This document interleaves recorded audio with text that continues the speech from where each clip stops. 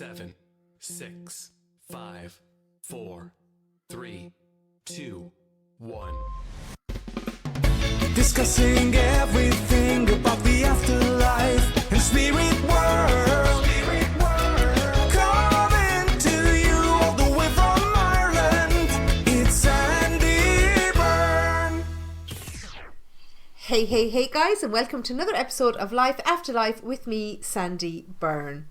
And today I have a real treat for you guys. I am joined by a lovely lady called Laurie Parente, and I'm going to say it the Italian way because it is Italian, even though she's in Calgary in Canada. And Laurie is an intuitive and spiritual mentor, but she also has connections with the angels, and she's going to talk to us about the light language, which a lot of you have been asking about for the longest time. So Laurie, welcome to the podcast. Thank you so much. I'm so grateful to be here. Oh no, it's amazing. And I have to thank Laurie for her patience, because we were due to do this a week ago and I got sick. So she's been so patient waiting for me. So thank you so much, Laurie. And the time difference. Oh, I'm just a disaster with time differences. So we got here eventually. we were meant to be here. So first of all, I have to ask the question. You're in Calgary. It is November. What's the weather like?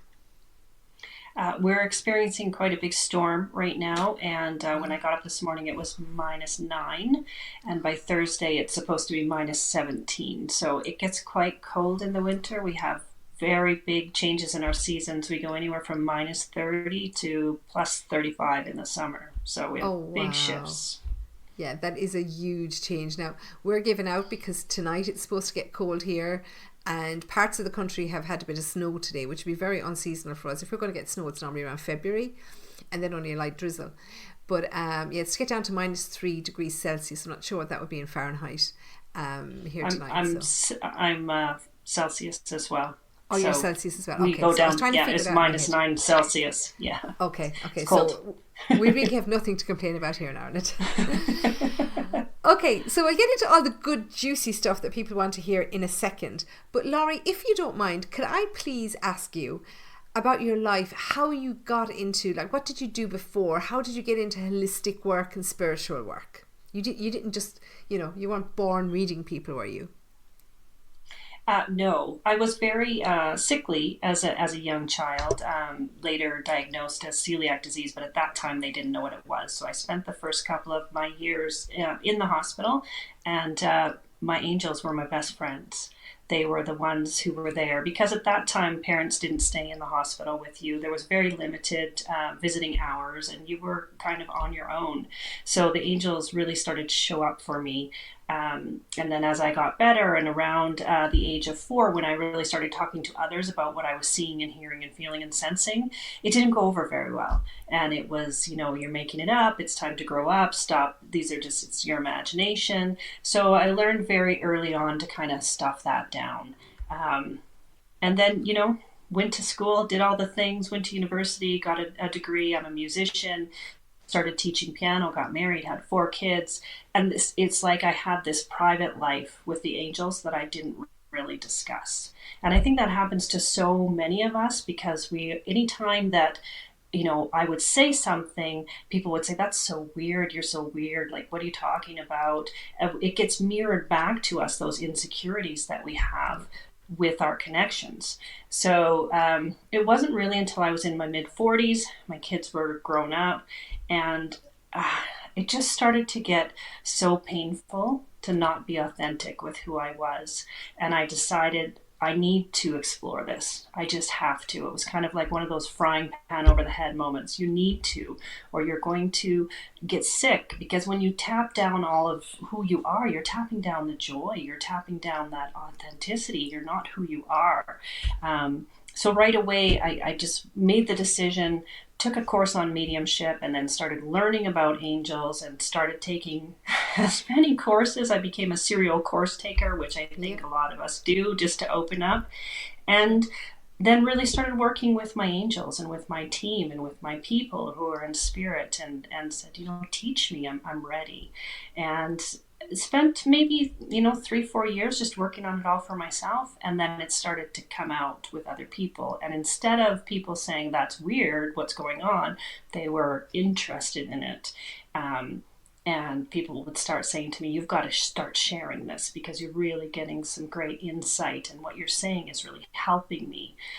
So I started, I decided I had been teaching piano for long enough, and I switched and I started to work in this area of helping people to open up to who they are and to listen to that inner voice and to listen to their team and spirit. And that's kind of the big message that you kind of give out to people, isn't it? It's about listening to themselves, and being true to themselves. So I know you said that you started by doing a mediumship course, okay? So right. Can I just ask you, because, and maybe this is something that we differ on, because a lot of people who are listening in Ireland will be familiar with Laurie Byrne, who is an angel communicator, and I had this conversation with Laurie in the past, that for me angels and spirits are very different. Okay, she disagrees, that she feels that they're the same. What's your take on that? Because I was just interested when you said that you did a mediumship course. Was that just to get the spiritual connection, to try and communicate with angels more, or was it actual spirit that you're looking to connect with? I think it was just where I started. So the very first meditation I went in on, I connected with my mom and my nana and my guardian angel. And I would say they are different. When I feel somebody's loved one come in, it feels a certain way. And when I feel their angels come in, it feels different. It's a different frequency to me. And many times people can sometimes get a little bit caught up in which angel is it? Is it this angel? Is it that? Is it not? And I will just say your angels or my angels, and just allow that angelic frequency to come in and to inform us. And it can't always be Archangel Michael, right? There's millions of other angels out there. And right. From your perspective, because from my experience, angels have never been human. They've always lived in kind of the spirit world, if you want to call it that. Whereas, your loved ones, your spirit guides and all that, they would have at one point been human beings. And to me, that's the main difference. Do you find the same in your experience? I think it might be a little too black and white for me. I think that people can be incarnate while holding angelic frequencies. So they've made a contract to come in and to hold some of that angelic frequency to help other people with healing and with activations. And I know many people will say that they are angels incarnate, or that they are connecting into angelic frequencies. And I think it's kind of more complicated than just either or. I've just seen many, many variations of it. Okay, no, that's fair. And I'm just thinking out loud because I don't understand it. I don't communicate with angels. I keep asking them. I keep saying, come and have a chat, but it just doesn't happen that way for me.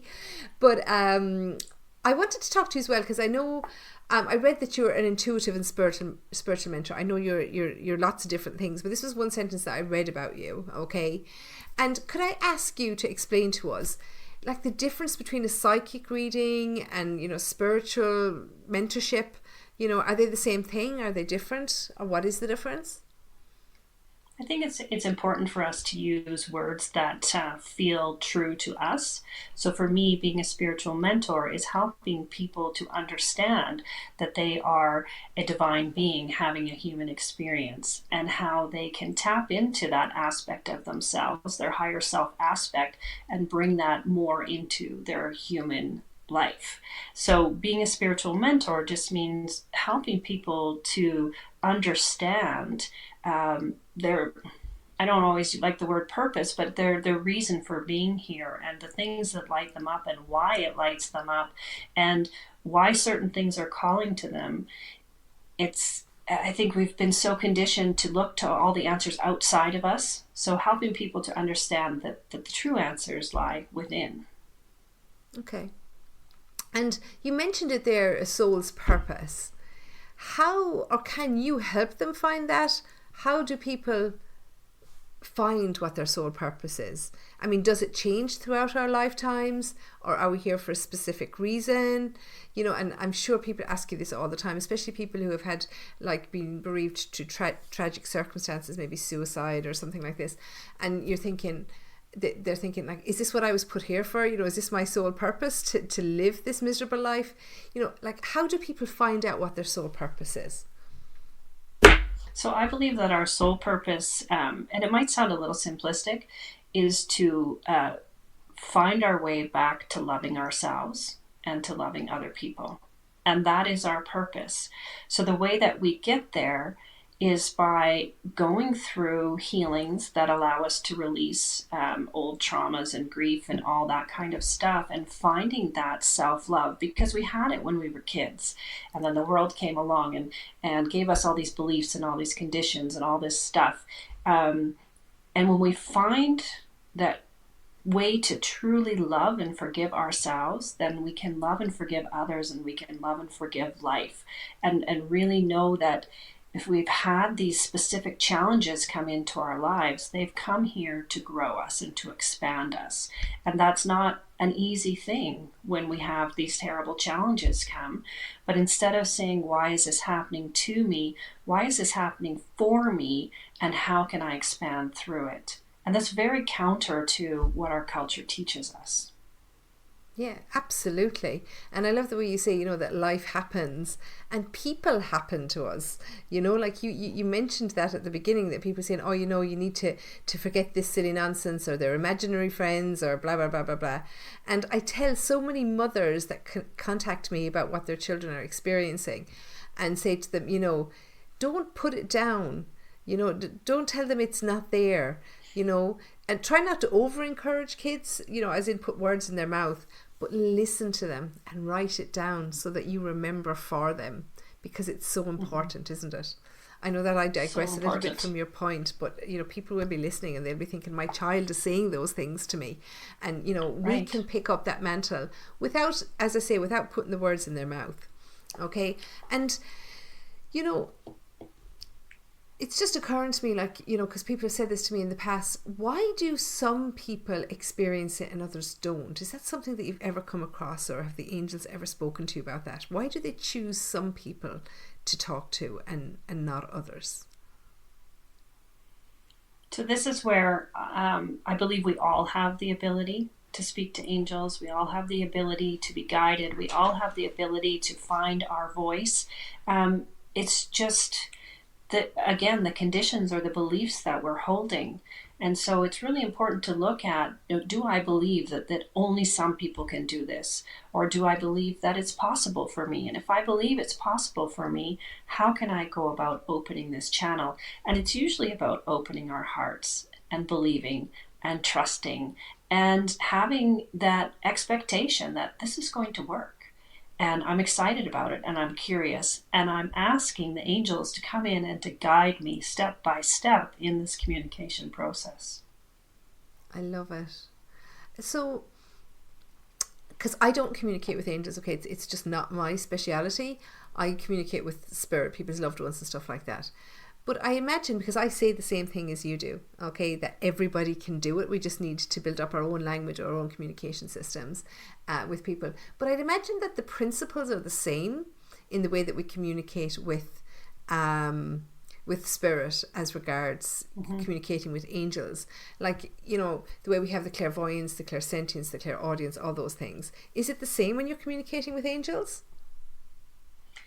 I have different bodily sensations when I'm communicating with angels. I'll get a lot more kind of on the top of my head. And it's always interesting to say, you know, I don't communicate with angels. That's not my process right now. But I wonder what it will be in the future. And to just go into a meditation, you know how you connect to people's loved ones. You know what your process is, and say, okay, I'm here, I'm connecting to these people. Show me how to connect to angels. And how would that feel different in my body? And what would be different in my process? I suppose I just have never slowed down, you know, to do that. And that's, you know, that's the point. And I know that you talk a lot about, you know, that, you know, you use different ways to help people with even with connecting with themselves, meditation, breath work, visualization, all that kind of stuff. Tell us about your academy, because you do have an academy, don't you? Mm-hmm. Yeah, so Inner Harmony Academy. I do one-on-one sessions, and then I also have quarterly Reclaim Your Light group work, where I teach people how to connect with their higher self aspect, and also with their people, with their loved ones, and really encourage them to reclaim that light that we're all here to find, right?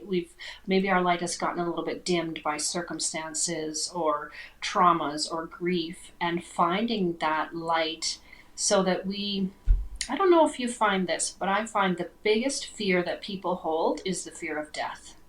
And when we connect into spirit and we connect into how huge we are beyond this life, that fear dissipates. And when that fear dissipates, it's like this domino effect, because if there's no longer a fear of death, then why is there anxiety? Why is there depression? Why is there all of this mental health stuff going on? It's all based in that fear. So once people open up to knowing, hey, there's more to me than just this life. This life is an experience, and really it's just a blip in time. I get to be curious and excited to be here. And even that doesn't mean I'm not going to experience challenges. If I'm that kind of soul, I've probably signed up for some pretty good challenges, right? Some pretty heavy challenges. So to be open to knowing that these experiences in this life is not who you are. It's just something that you've signed up. It's like this earth school. I've decided to come here and experience this and this and this and this. And lots of times as a human, I'll go, what was I thinking? Because that is seriously not fun. But it's that same thing. Okay, this is presenting itself. It's an experience. What is it here to teach me? Where do I go from here? How am I going to expand? And how is that expansion in my life going to help the others in my life? Yeah, that's just so deep. That's just given me, like, straight off the bat, so much to think about. And it's just so true.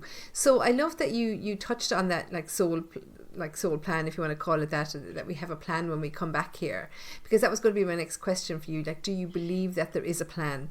Do you believe? And I personally, I believe that we have certain lessons that we have to learn. How we learn them is up for negotiation. But, there's certain lessons, and, Laurie is nodding at me when I'm saying that. So I'm guessing that you kind of think on the same lines. I think there's certain lessons that we've signed up to learn. And they will come around and keep coming around in different ways until we go, oh, that's the same thing that came up 2 years ago. Do I want it to come up again? Because I feel like it gets louder and louder every time it comes up. Like at first it'll just be like a little whisper, a little tap on the shoulder, and then a nudge. But eventually you're going to get that frying pan over the head. So it's about listening. Is this a lesson? And maybe I don't like this lesson, and I'll tell everybody in my life that it sucks. But I'm going to really look at it and spend time with it. And as you said, we never slow down. We never slow down enough. Taking that time in my life, whether it's in the morning or it's in the evening, to slow down and look at everything that has come in the day, or things that have come up within relationships. Our relationships are our greatest teachers, right? What has been mirrored to me? What has been shown to me today? And how can I be more heart-centered and heart-led through this experience? Yeah, so true. I love the way you describe it, and that it's everything's so personal to us, and we tend to take things sometimes as being like a blanket lesson, or a blanket experience, but everything is very, very personal when you break it down, isn't it? And right. I have found over the years that a lot of what we experience in life depends on our reaction to what happens to us. Because, two people could go through the very same things, but their reaction to it is very different, which leads them completely down different paths. And I guess that's where the personal development, the personal transformation through your teachings comes in. You know, now I know you can't share individual stories with us, but like, would you have an example of a transformation that somebody would have, you know, undergone maybe through your teachings or through your academy, you know, by developing with you? Like, is there a particular area of life that somebody has, you know, found that has changed for them? I mean, there's so many examples. As we know, it's life changing when you make that leap of knowing that you can connect in with your loved ones. And it's also life changing when you realize that some of your physical or many of your physical ailments are blockages in energy, or they are, you know, I had one client in a class who, when we were letting go of limiting beliefs, she realized 3 days later that she'd had these horrible headaches all her life, and she was taking medicine every day, and the doctors could find no reason for these. And 3 days after we did this big thing about letting go of limiting beliefs, she texted me and she said, I just realized I haven't had a headache for 3 days. Because all of our limiting beliefs and our stuck emotions, if we look at Dr. Bradley Nelson's emotion code, like, it's all stuck in our body. So it's about letting go. And then I think more profound for me, though, is the mental health, because so many people are stuck in fear. They have tons of anxiety about the future, lots of depression, all the coulda, woulda, shouldas. It's very difficult for us as humans to say, you know, that happened, and it happened because it did, and it happened that way because it did, and I can't change it. We send all this energy to the past saying, oh, if I'd done this, or if this or that. And I think when we really get quiet and listen to that voice, and it says to us, you know, it's done, where do we go from here? It really changes all of that anxiety and all of that depression and all of that fear. It changes our perspective. And I love how you said people's reactions can be different. And if we're reacting to something, taking that breath and going, okay, this is here. How could I respond to it with love, instead of reacting in a way that's maybe going to be destructive to myself or to another person? Such a great point. Yeah, that we have to just take that step back for just 1 second, let the negativity pass over us, and look for the positivity in every situation. I know that's very difficult, and that's very flippant of me to say, but sometimes we have to do it. Even if you can just do it in the small things every day, you'll find that reverberates into the bigger things in your life. Well, sometimes it's easy to stay in those, what I might call a dysfunctional pattern of reaction, because it's our comfort zone. It's always been that way. It's what we were taught, and it's working for us. And it just takes that moment of going, wait a minute, why am I reacting this way? Is this true for me in this moment? Or can I bring in a higher perspective and decide to make a different choice? Yeah, absolutely. So let's touch on the Angelic Light Language, because so many people have asked me about this over the years, and I said, I haven't a clue. You know, it's just something that I've never had to work with or experience. So first of all, can you explain to us, what is the Angelic Light Language?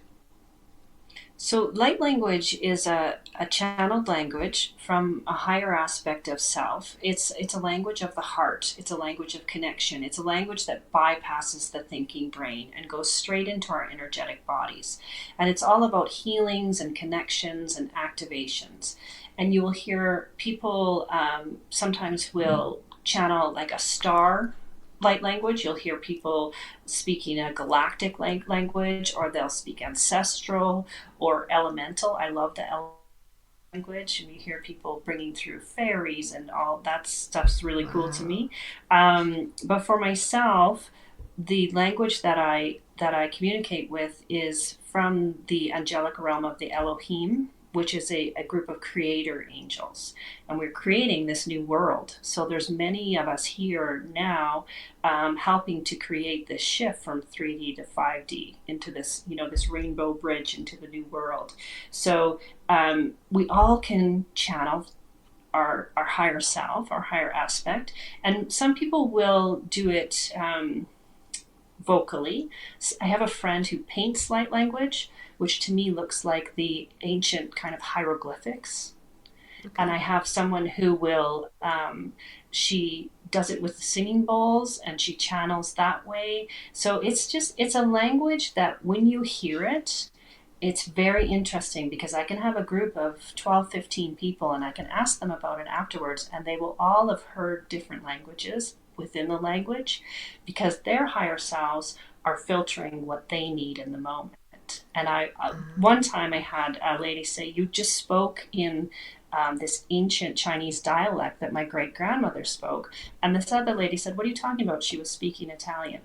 So it's very interesting to me that it's an energetic vibrational frequency. It's very, very, I find it very curious and very exciting. So I was activated in Angelic Light Language in like 2016. I heard somebody speaking it and it activated me. So I do say that when people work with me, they will get it'll give their soul that permission to activate in light language themselves. And at first you feel like you're kind of going crazy. Yeah, I was just going to say. You're like, oh, wait a minute, what is this? But it feels like home. It as soon as that is the most common thing that people will say to me is when I speak this, it feels like home. Wow. Because it obviously is very personal. So I love the way you describe it like a vibration because that makes it more understandable. Because whenever I've heard the term, I always imagine, like you will hear in movies, you'll hear like aliens and they're talking in this like gobbledygook. And I think, okay, well, like that's what I imagined Angelic Light Language to be. Okay. But it sounds to me like it's something that's very personal that resonates, with you. It's like when I'm teaching, intuition and we talk about the colours and how colours mean different things to everybody. So it's different, but it's kind of the same idea, that it's very personal to you. So from your point of view, I know you talk about people painting it and, sound bowls and all that kind of stuff. But for you, it's actually a sound. Is it actually speaking or is it like a vibrational sound? It's speaking, it's singing, and often it's signing as well. So when the light language will come through, there will often be signing. And I say to people, if you're at a sound bath, because many people have been to sound baths now, any kind of sound healing, you don't question, what is that bowl saying? What is it doing to me? What's happening in my body? You just go, oh, I get it. This is for healing, right? And it's for activations and it's for connection. And so I'd say treat light language the same way because our heads can get in the way saying, what is she saying? What is this about, right? Yeah, exactly. And that's what I kind of be waiting for. What is she saying? Somebody translate this for me. But it really is just a vibration that's going to heal. And as you say, activate. I actually love that term because it's very descriptive that it's activating something in you, which I guess is the whole point, isn't it? Right. Activating a remembering usually of who you are and what you're here to do and accomplish and who you are. Yeah, right? It's amazing, isn't it? Yeah. So for people who are listening and want to learn more, what would be their first port of call? I guess your website? Yes. So everything's on my website. I'm on Instagram, just as my name, Laurie Parente. And just recently I've started a YouTube channel. It's a very fledgling little YouTube channel. I think I have, 25 subscribers. And every Friday I do a video and it's really fun. Okay, well, I'm going to subscribe. So I will put the links to all of those things that you've mentioned here and to your academy. So when would be, I know we're recording this in November of 2024. So at this point, when would be your next course? Because you do activations every quarter or something, Reclaim Your Light courses every quarter. So when is your next scheduled one? So I have a 1-day Reclaim Your Light December 11th, just right before that 12/12 portal, which is going to be so expansive this year. And then my next 3-day one, I believe, is about the third week in January. All right. Okay. So there's some coming up for very, very soon. Okay. So I will definitely send people to your website for more information on that. Or you can contact Laurie. All her contact details obviously will be on her website. And I will put also links to her social media in the show notes attached here. You can connect with her through there also. And if you can, follow her YouTube channel, because as she says, she just put a video up every single Friday. So if you want to catch her and more information on that, that would be a good place to start. Because I always feel, you know, before people sign up to things, before they commit to things, they need to feel a connection to the person, and there's no better way to do that than on YouTube. So what a great way to do that. Laurie, thank you so much for giving your time to us today and for explaining all of that. I, for one, have learned loads anyway, and I've wanted to know about the Angelic Light Language for the longest time. So thank you so much for that. And guys, to everybody that's listening, please check out Laurie's information attached here, and have a look at her upcoming programs and her offerings on her website. And I will see you in the next episode of Life After Life. So until then, take care and stay safe. Discussing everything about the afterlife.